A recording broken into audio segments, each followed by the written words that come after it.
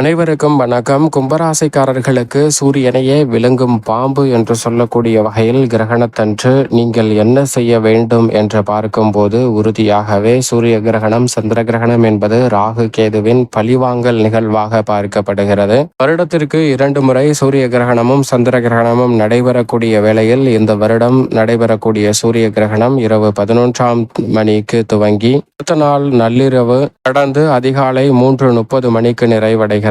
எனவே இந்த வேளையில் கூடுதல் கவனத்துடன் இருப்பது நல்லது. இரவு வேலை என்பதால் பெரிய அளவில் பிரச்சனை இல்லை என்றாலும் கூட இரவு பணிகளை மேற்கொள்கிறவர்கள் சற்று கவனத்துடன் இருப்பது நல்லது. பொதுவாகவே நிழல் கிரகமான ராகு மற்றும் கேதுவின் பழிவாங்கல் நிகழ்வாக தான் சூரிய கிரகணமும் சந்திர கிரகணமும் பார்க்கப்படுகிறது. ஏனென்றால் பார்க்கடலை கடைந்து அமிர்தத்தை பெற்றபோது அதை எச்சரித்த சூரிய கிரகணம் சந்திர கிரகணத்தின் அமைப்பால் அங்கு மோகினி அவதாரத்தில் இருந்த விஷ்ணு தலைதனியாக உடல் தனியாக துண்டித்து விடுகிறார். அப்படி தலையும் உடலும் அமிர்தத்தை பெற்றிருப்பதால் புனிதத்துவம் அடைந்திருக்கக்கூடிய வேளையில் கடுமையாக வரம் இருந்து பாம்புவின் தலைப்பகுதியையும் உடல் பகுதியையும் பெற்று பாம்பு கிரகம் என்று உடல் கிரகமான ராகு கேது அழைக்கப்படுகிறது. இந்த நிலைக்கு காரணமான சூரியனையும் சந்திரனையும் பழிவாங்கக்கூடிய வகையில்தான் சூரியனையே விளங்கும் பாம்பு என்று சொல்லக்கூடிய வகையில் மிகவும் அதீதமான ஆற்றலை இந்த கிரகணம் நடைபெறக்கூடிய வேளையில் ஏற்படுத்தும். இதிலும் ஜென்மத்தில் ராகு வீற்றிருப்பதால் கூடுதல் கவனம் இந்த வேளையில் கும்பராசிக்காரர்களுக்கு நிச்சயமாக தேவைப்படுகிறது. அதே வேளையில் சந்திர கிரகணத்தின் போது சந்திரனையே விளங்கும் பாம்பு என்று சொல்லப்படுகிறது. பொதுவாக கிரகணம் நடைபெறக்கூடிய வேளையில் சற்று கவனத்துடன் இருங்க.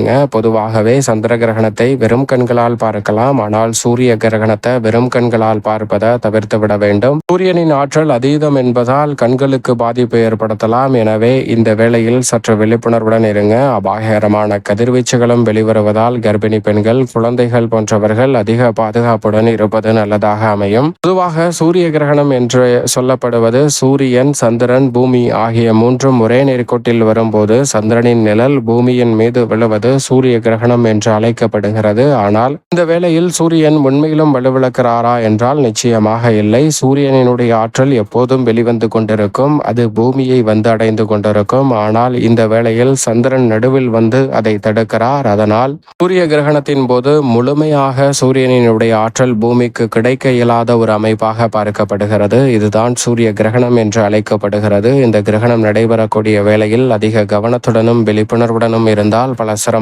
உறுதியாகவே உங்களுடைய வாழ்க்கையை விட்டு விலகும். அதே போன்று சந்திர கிரகணம் என்று சொல்லப்படுவது சூரியன், பூமி, சந்திரன் ஆகிய மூன்றும் ஒரே நேர்கோட்டில் வரும்போது பூமியின் நிழல் சந்திரனின் மீது விழுவது சந்திர கிரகணம் என்று அழைக்கப்படுகிறது. இந்த வேளையில் உண்மையில் சந்திரன் வலுவிழக்கிறாரா என்றால் நிச்சயமாக வலுவிழக்கிறார். ஏனென்றால் இயற்கையாகவே சூரியனின் ஒளியை பெற்று பிரகாசிக்கும் ஆற்றல் பெற்றவராக இருப்பவர் தான் சந்திரன். இப்படிப்பட்டவர் சூரியனினுடைய ஒளியை பெறாத வகையில் பூமி நடுவில் வருவதால் சந்திரனுடைய ஒளிரும் தன்மையை இழக்கிறார். மங்களாகவோ கருமை நிறத்திலோ அல்லது சிவப்பு நிறத்திலோ மாறுகிறார். இதன் காரணமாக தான் சந்திர கிரகணத்தின் போது சந்திரன் வலுவிழக்கிறார். சந்திரன் வலுவிழப்பதோடு மட்டுமல்லாது ராகு கேதுவின் சூழ்ச்சியால் சந்திரன் விழுங்கப்படுகிறார் என்று சொல்லப்படுகிறது. இந்த நேரங்களில் இறைவனுமே ஆற்றலை இழப்பதால் தான் ஆலயங்கள் முன்கூட்டியே பூட்டப்பட்டிருக்கும். எனவே இந்த வேளையில் சில விஷயங்களை சற்று கூடுதல் கவனத்துடன் செயல்பட்டால் பல சிரமம் விலகி நன்மை நிறைவாக கிடைக்கும். இந்த வேளையில் கிரக அமைப்பு எப்படி இருக்கிறது என்றால் சூரியனும் சந்திரனும் அஷ்டமத்தில் இருக்கின்றன.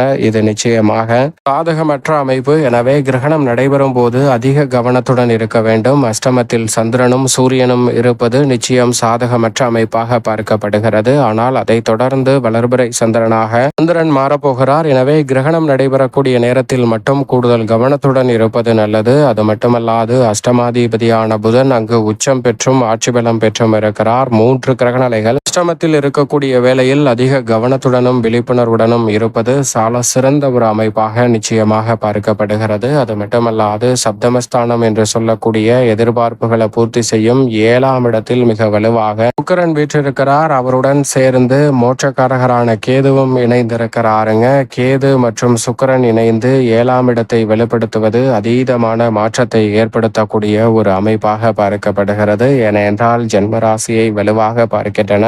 ஜென்ம ராசியில் மிகவும் வலுவாக ராகு வீற்றிருக்கிறாருங்க. ராகு ஜென்மத்தில் இருப்பதால் அதிக கவனமும் விழிப்புணர்வும் மிகவும் முக்கியமாக இந்த வேளையில் நிச்சயமாக தேவைப்படுகிறது. ராகு கேதுவின் பழிவாங்கல் நிகழ்வாக பார்க்கக்கூடிய இந்த வேளையில் ஜென்மத்தில் ராகு வீற்றிருப்பதால் கூடுதல் கவனத்துடன் இருப்பது நல்லது. தனஸ்தானத்தில் ராசியின் அதிபதி வக்ரகதியில் பலம் பெறுகிறார். அதே வேளையில் பூர்வ புண்ணிய ஸ்தானத்தில் குரு தனது சொந்த நட்சத்திரத்தில் வலம் பெறுகிறாருங்க. மிக சிறப்பான மாற்றத்தை அள்ளி கொடுக்கிறார். 9ஆம் இடமான பாக்கியஸ்தானத்தில் மங்களக்காரகரான செவ்வாய் வலம் பெறுகிறார். இப்படி நவ கிரக நிலைகளின் அமைப்பு அதிரடியான நன்மையையும் முன்னேற்ற வாய்ப்பையும் ஏற்படுத்தி கொடுக்கக்கூடிய சிறந்த சந்தர்ப்பத்தை இந்த வேளையில் உருவாக்குகிறது. இந்த வேளையில் எந்தெந்த விஷயங்களில் கூடுதல் கவனத்துடனும் விழிப்புணர்வுடனும் இருக்க வேண்டும் என்றால் நிச்சயமாக கிரகணம் நடைபெறக்கூடிய வேளையில் கர்ப்பிணி பெண்கள், குழந்தைகள், நோய்வாய்ப்பட்டவர்கள் சற்று கவனத்துடன் இருங்க. ஏனென்றால் அறிவியல் பூர்வமாகவும் சில கதிர்வீச்சுகள் வருகின்றன என்று சொல்லப்படுகிறது. எனவே இந்த வேளையில் கூடுதல் கவனத்துடன் இருப்பது நல்லது. வெளியில் சுற்றுவது,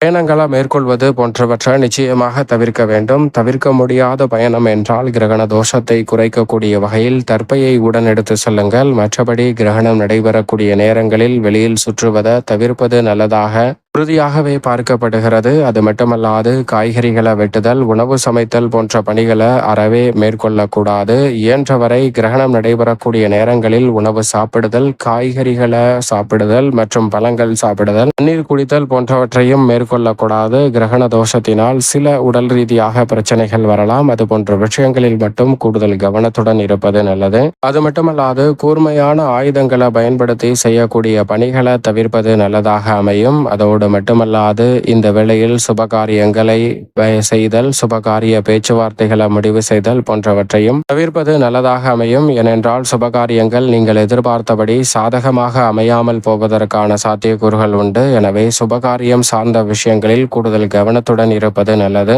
அதோடு மட்டுமல்லாது இந்த வேளையில் எதை செய்தாலும் பொறுமையுடனும் நிதானத்துடனும் இருங்க. குடும்ப உறுப்பினர்கள் பணி செய்யக்கூடிய இடத்தில் தேவையற்ற வாக்குவாதங்களை இந்த கிரகணம் நடைபெறக்கூடிய நேரத்தில் மேற்கொள்ளக்கூடாது. சாதகமற்ற சூழலை உருவாக்கலாம். உடல் அழகை பேணி பராமரித்தல் போன்ற பணிகளை நிச்சயமாக மேற்கொள்ளக்கூடாது. வீடு சுத்தம் செய்தல் உள்ளிட்ட துப்புரவு பணிகளையும் இந்த தருணத்தில் மேற்கொள்ளக்கூடாது. குறிப்பாக நகம் வெட்டுதல், முடி வெட்டுதல், பல் துவக்குதல், குளித்தல் போன்ற பணிகளை மேற்கொள்ளக்கூடாது. முக அழகு சார்ந்த பொருட்களை பயன்படுத்தாமல் இருப்பதும் நல்லது. இதோடு மட்டுமல்லாது இந்த கிரகணம் நடைபெறக்கூடிய வேளையில் உறுதியாகவே தேவையற்ற வாக்குவாதங்களை தவிர்த்திடுங்க. என்ன செய்ய வேண்டும் என்றால் அமைதியாக அமர்ந்து தியானம் செய்யலாம். உங்களுக்கு பிடித்த இஷ்ட தெய்வத்தை நோக்கி மன்றாடி வழிபாடு மேற்கொள்ளலாங்க. ஆலயங்கள் பூட்டப்பட்டிருக்கும் என்பதால் வீட்டில் இருப்பதே சால சிறந்த ஒரு அமைப்பாக பார்க்கப்படுகிறது. வீட்டிலிருந்து அமைதியாக தியானம் செய்வதோடு மட்டுமல்லாது நேர்மறையான எண்ணங்களுடன் சிந்தித்துக் கொண்டிருங்கள். அப்படி இருக்கும்போது கிரகண தோஷங்கள் உறுதியாகவே பாதிப்பை விளக்கும் தருணமாக அமையும். அதோடு மட்டுமல்லாது சூரிய கிரகணம் முடிந்ததற்கு பிறகு, சந்திர கிரகணம் முடிந்ததற்கு பிறகு நிச்சயமாக வீட்டை சுத்தம் செய்துவிட்டு குளித்துவிட்டு வீட்டில் இருக்கக்கூடிய தண்ணீரில் சிறிதளவு மஞ்சளை சேர்த்து வீடு முழுக்க தெளியுங்கள். அதனால் கிரகண தோஷ பாதிப்புகள் விலகும். நீங்கள் எதிர்பார்ப்பதை காட்டிலும் உடல்நல ஆரோக்கியம் உள்ளிட்டவை திருப்திகரமாக அமைவதோடு பல்வேறு வகையான வளர்ச்சி காணக்கூடிய வகையில் சிறப்பான வாய்ப்புகளும் சந்தர்ப்பங்களும் உங்களை தேடி வரும். மிக பெரிய அளவில் சிரமம், சிக்கல் என்று இருக்கக்கூடிய பல காரிய தடைகள் விலகி குதூகலமான கொண்டாட்டமான வாழ்க்கையை நிறைவாக கொடுக்கக்கூடிய வகையில் கிரகணம் முடிந்ததற்கு பிறகு பல அதிரடியான மாறுதல்கள் கிரக நிலைகளில் ஏற்படுவதால் நிறைந்த நன்மையை சந்திப்பதற்கான சந்தர்ப்பம் நிச்சயமாக உங்களை தேடி வரும். எனவே தவறாமல் இது போன்ற பணிகளை மட்டும் நிச்சயமாக கடைபிடிப்பது உங்களது வாழ்வில் நன்மையை நிறைவாக அள்ளி கொடுக்கும்.